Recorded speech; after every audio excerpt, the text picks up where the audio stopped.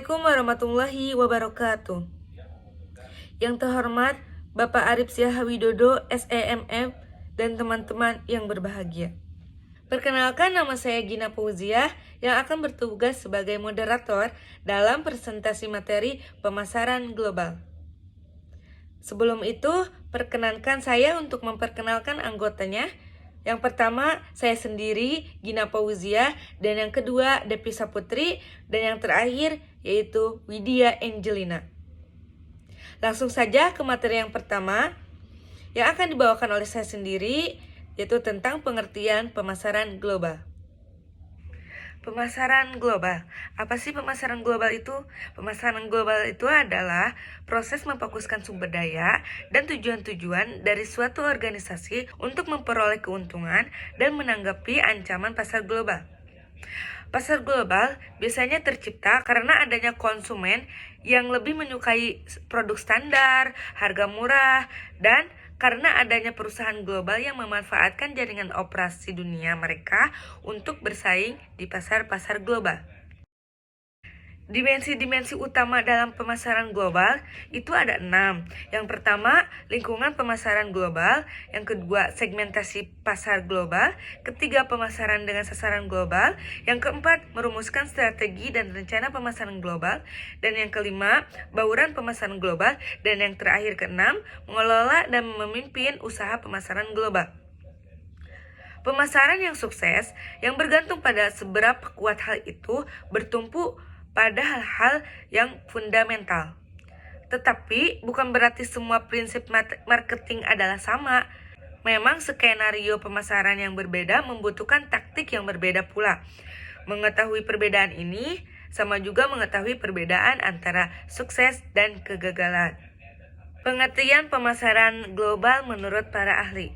Yang pertama, menurut Philip Kotler dan Kevin Keller, pemasaran global adalah suatu upaya dalam mengutamakan seluruh sumber daya, yaitu SDM, aset fisik, atau modal dana, dan berbagai tujuan perusahaan lainnya demi menindaklanjuti ancaman pasar global dan untuk meraih potensi yang sama di pasar global.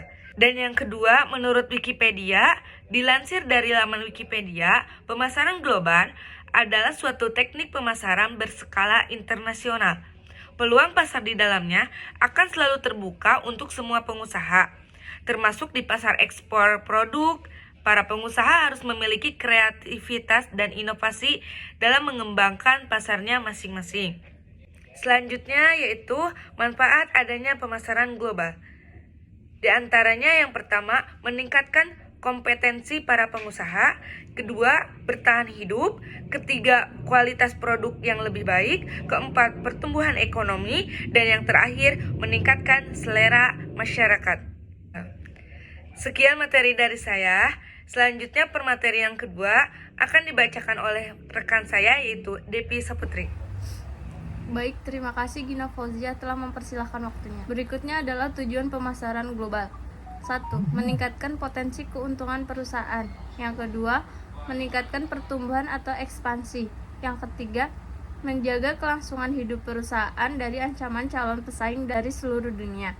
Berikutnya adalah faktor pendorong pemasaran global. 1. Perbaikan komunikasi dan transportasi. Hadirnya perbaikan dalam hal komunikasi serta transportasi akan memudahkan setiap pengusaha untuk mengatur seluruh urusan pengiriman produk antar negara. Adanya perbaikan transportasi juga mampu mempermudahkan masyarakat untuk bisa berpergian ke negara lain. Yang kedua yaitu kualitas. Salah satu bentuk persaingan yang ketat dalam dunia bisnis adalah kualitas produk. Untuk itu, setiap pengusaha akan dituntut untuk selalu mampu meningkatkan kualitas produknya agar tidak tertinggal dalam dunia bisnis. Setiap pengusaha tersebut harus segera memperbaiki produknya agar tidak mampu disaingi atau ditiru oleh pengusaha lainnya. Yang ketiga yaitu teknologi. Teknologi akan berperan penting sebagai suatu sarana dalam menyediakan berbagai peralatan atau barang yang diperlukan dalam pemasaran global. Hal ini berguna untuk memberikan kenyamanan dan kelangsungan hidup antar umat manusia. Pemanfaatan teknologi di dalamnya bisa diawali dengan sumber daya alam yang diubah menjadi suatu alat yang sederhana dan mampu membantu aktivitas manusia. Yang keempat yaitu biaya pengembangan produk. Biaya pengembangan produk adalah suatu kontraksi penting untuk bisa memasuki pasar global yang nantinya akan sangat membutuhkan sejumlah dana atau investasi. Dana yang diperlukan itu nantinya bisa sangat besar dengan kurun waktu pengembangan yang cukup lama. 5. Perjanjian ekonomi regional. Kehadiran perjanjian ekonomi multilateral mampu mempercepat berbagai langkah dalam mengembangkan dan meningkatkan pemasaran global. Pada dasarnya, perjanjian multilateral adalah suatu perjanjian dagang yang dikerjakan oleh beberapa negara besar. Yang keenam, perkembangan ekonomi dunia. Perkembangan ekonomi dunia adalah salah satu faktor yang sangat mempengaruhi pemasaran global.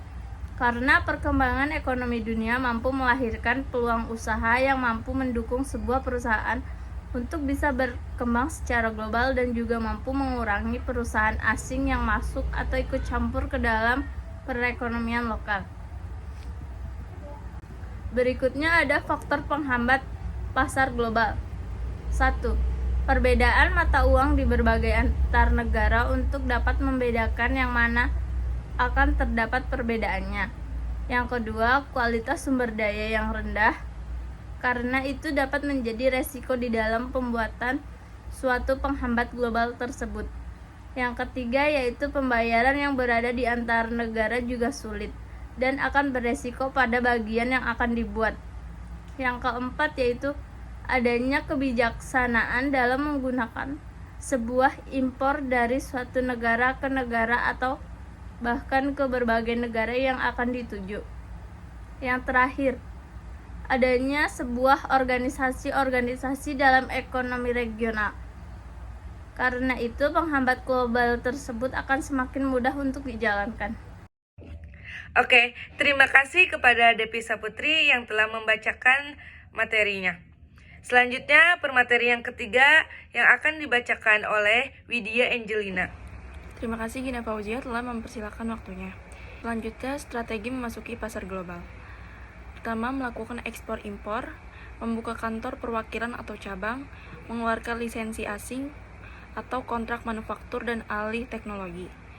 Melakukan franchising, membuka usaha patungan atau joint venture, melakukan akuisisi perusahaan lain.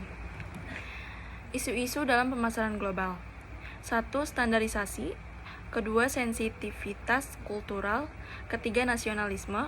Keempat, mode of entry atau strategi memasuki pasar luar negeri. Selanjutnya, konsep pemasaran global. A. Kebutuhan, keinginan, dan permintaan. Ada perbedaan antara kebutuhan, keinginan, dan permintaan. Kebutuhan manusia adalah keadaan di mana manusia merasa tidak memiliki kepuasan dasar. Keinginan adalah hasrat akan pemuas tertentu dari kebutuhan tersebut. Sedangkan permintaan adalah keinginan akan sesuatu yang didukung dengan kemampuan serta kesediaan membelinya. B. Produk. Produk yaitu sesuatu yang dapat ditawarkan untuk memenuhi kebutuhan atau keinginan pelanggan. C. Nilai biaya dan kepuasan. Nilai biaya dan kepuasan nilai adalah perkiraan pelanggan tentang kemampuan total suatu produk untuk memenuhi kebutuhannya. Setiap produk memiliki kemampuan berbeda untuk memenuhi kebutuhan tersebut. D. Pertukaran transaksi dan hubungan. Pertukaran merupakan proses dan bukan kejadian sesaat. Masing-masing pihak tersebut disebut berada dalam suatu pertukaran bila mereka berunding dan mengarah pada suatu persetujuan. Transaksi merupakan pertukaran nilai antara dua pihak. Untuk kelancaran dari transaksi, maka hubungan yang baik dan saling percaya antara pelanggan, distributor, penyalur, dan pemasok akan membangun suatu ikan ekonomi, teknis, dan sosial yang kuat dengan mitranya. Sehingga transaksi tidak perlu dinegosiasikan sehingga setiap kali, tetapi sudah menjadi hal yang rutin. Pasar. Pasar terdiri dari semua pelanggan potensial yang memiliki kebutuhan atau keinginan tertentu serta mau dan mampu turut dalam pertukaran untuk memenuhi kebutuhan atau keinginan itu. Pemasaran dan pemasar. Pemasaran adalah keinginan manusia dalam hubungannya dengan pasar. Pemasaran maksudnya bekerja dengan pasar untuk mewujudkan transaksi yang mungkin terjadi dalam memenuhi kebutuhan dan keinginan manusia. Pemasaran adalah orang yang mencari sumber daya dari orang lain dan mau menawarkan sesuatu yang bernilai untuk itu. Selanjutnya, segmentasi pasar global. Segmentasi pasar adalah membagi sebuah pasar ke dalam kelompok-kelompok pembeli yang berbeda yang mungkin menghendaki bauran produk atau pemasar yang terpisah. 1. Pemasaran massal. Penjual memproduksikan, mendistribusikan, dan mempromosikan secara massal sebuah produk kepada seluruh pembeli pemasar tersebut, menciptakan pasar potensial terbesar, biaya yang rendah, harga lebih rendah, atau margin yang lebih tinggi. 2. Pemasaran segmen perusahaan. Menyadari bahwa pembeli berbeda dalam kebutuhan persepsi dan perilaku pembelian. Perusahaan mengisolasi segmen yang lebar yang membentuk suatu pasar dan mengadaptasi apa yang ditawarkannya agar lebih mendekati kebutuhan satu atau beberapa segmen. 3.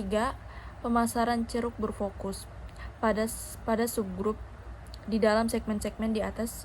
Suatu ceruk adalah suatu grup yang didefinisikan dengan lebih sempit, biasanya didefinisikan dengan memilih suatu segmen menjadi beberapa subsegmen.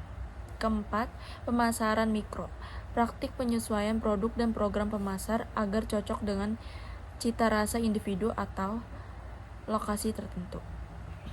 Oke, terima kasih kepada Widya Angelina atas pemaparan materinya. Demikian presentasi dari kami. Mohon maaf jika ada salah kata. Wassalamualaikum warahmatullahi wabarakatuh.